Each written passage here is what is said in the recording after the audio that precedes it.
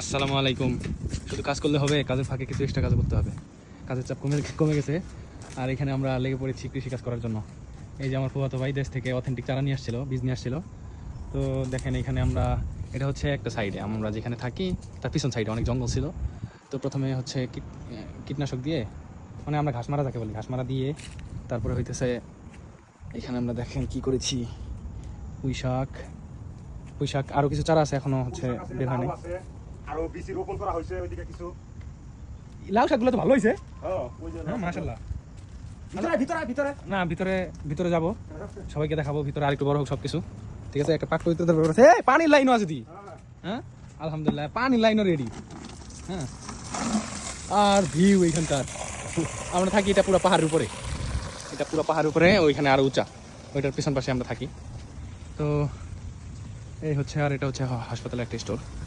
হ্যাঁ, তো এখানে মাশাআল্লাহ ভালো হয়েছে। জাহাঙ্গীর ভাই প্রচুর পরিশ্রম করছে বেটায়, প্রত্যেকদিন 5টা পর্যন্ত কাজ করে, দেন সেখানে 1 ঘন্টা করে পরিশ্রম করে। আর এই ঘরটা তো মোটামুটি ভুতুরে টাইপের ঘর। আর উপরে আমার নুরু ভাই আরও কিছু করে রাখছে, চলেন দেখাই। এখানে আরও কুমড়া চারা লাগা রাখছে, এগুলো আরও সুন্দর হয়েছে। আর সব থেকে বেশি সুন্দর হয়েছে একদম পাহাড়ের উপরে। পাহাড়ের উপরে করে রাখছে আমাদের নুরুল আমিন ভাই। ও দেখেন, এই যে বিদেশ বাড়িতে আমরা নিজের হাতে লাগানো শাক খাই, পুঁই শাক। এখানে আরও সিম ছিল, কেটে ফেলছে সব কিছু। এমনিতে সব সুন্দর হয়েছে আলহামদুলিল্লাহ।